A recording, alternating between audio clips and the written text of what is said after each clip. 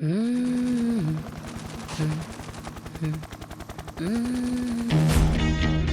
I am Dean McMurray. I served 24 years in the United States Army. But now I'm in service as a medium. I sensed he actually died younger, and I'm understanding it's not by natural causes, and it's not by an accident. I use my psychic abilities, helping veterans, their families, communicate with the fallen in the spiritual realm.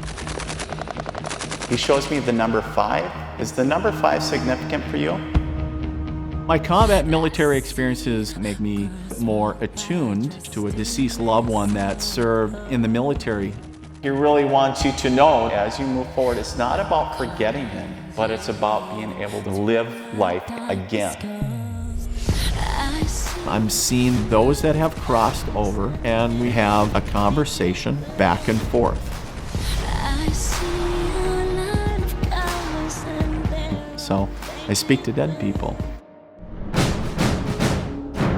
Him and his team were in Iraq, and within a matter of seconds, the guy had blown himself up. And you don't want to be like weird. Look at that idiot. Look at that idiot. Look at him. Look at him. 3 American service members have been killed in Afghanistan. A roadside bomb exploded next to their car.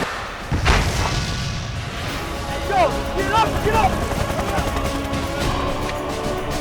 There was a male that passed in his mid-20s, and he kind of slaps you on your shoulder, and quite honestly, he goes, "Hey, what's up, fucker?"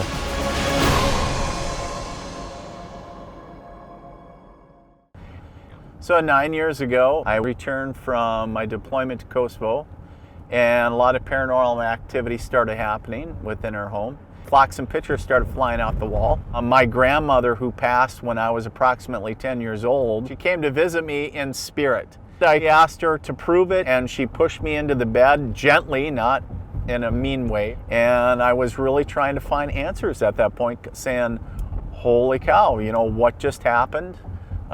This is really freaking me out. And what does this all mean for Dean? You always hear folks saying, you know, once a soldier, always a soldier. And that's truly the fact, because it really gets into your lifeblood. And those deceased that served in the military tend to use me as a conduit or a vessel, if you will, maybe more so because I can relate at a deeper level to them.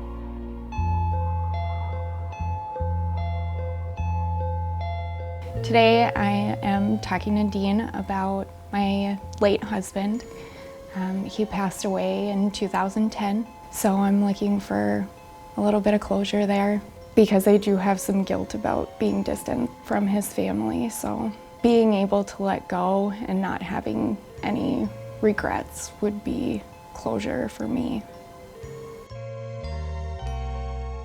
So right away, one of the interesting things, Celeste, I was almost bowled over by a bunch of energy, and it was just a really strong male energy. Adam. As soon as somebody sits down and is there for a reading, immediately I ask Spirit to step forward, just subconsciously. It's more of a mind's eye picture, and we're talking back and forth. As he comes forward, he actually passed younger. He doesn't quite get into the details, but if you could share with me a little bit how he passed. Yeah, he was in the 101st out of Fort Campbell, and he was killed in the Paktika province of Afghanistan. He was like, honey, I am the safest one here. I'm the driver. Right. Nothing is gonna happen to me. It was an IED. Okay. And understand that not telling you all the dangers was his last act of protecting you, in a sense. Because he knew that you can't do anything about it, and you're going to worry anyways, as he tells me. You would end up with the ulcer. And then he's like, he is so funny. He really has such a big personality with him and intelligence. He's actually a really smart guy. I was like, you're really smart. And he was like, I know. That's what he Seriously? Yes, that sounds like something he probably... That's what he says. Do you have any specific questions that you wanted to know from him? I need to know if he's mad at me or not. His family and I don't speak anymore, and he was so close to his family. There was a night that me and his mom started yelling at each other, and we were fighting about all this stuff. What I'm seeing is almost like a picture on the wall. Did it break? It was a picture of him, and Yeah. it was on a shelf on the wall. Okay. And it just, we weren't stomping, we weren't Nothing. throwing anything. There was Yep. no reason. But I always wondered, I bet you anything that was him. Was that him? Absolutely. When you see things like that, you're like, holy crap. You know, that is their way of saying, enough fighting. Really? Yeah. But understand too, that was good because it needed to come out. After he passed, the dynamics between you and his family completely changed, and it was all of a sudden like, you're the bad guy now. And it was their way of going through grief and lashing out. And so he is validating for you that the only thing that you could do is to cut that connection. Does that make sense? And he does not blame you one bit. So as far as if you're looking for forgiveness, he's like, there's nothing to forgive. I can understand the guilt. If you have a deceased loved one, it weighs quite heavily on the person. I believe that I can help them release that guilt just through the readings that I do. Something just popped in and he goes, for God's sakes, change the drapes. But so... I have a house, Okay. and there are these god-awful curtains in there. And I'm like, I'm gonna change them one day. One day I'm gonna do it. That is so awesome.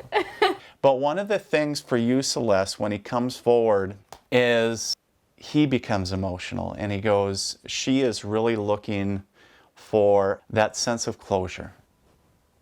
He shows me the number 5. Is the number 5 significant for you? It took me about 5 years to Okay.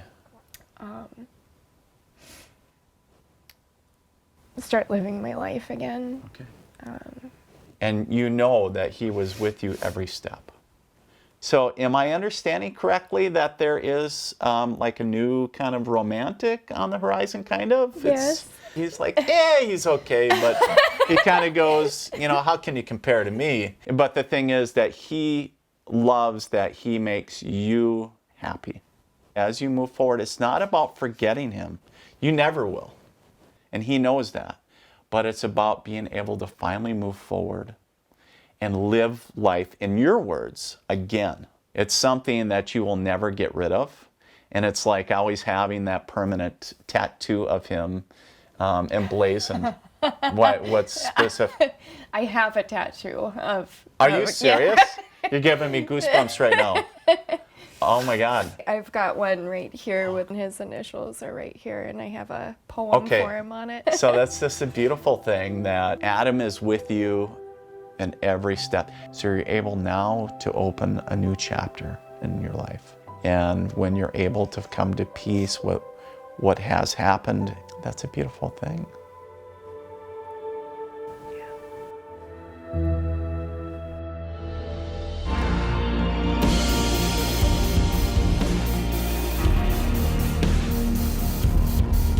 It's so important to never forget the men and women who not only fought, but more importantly died to protect our country.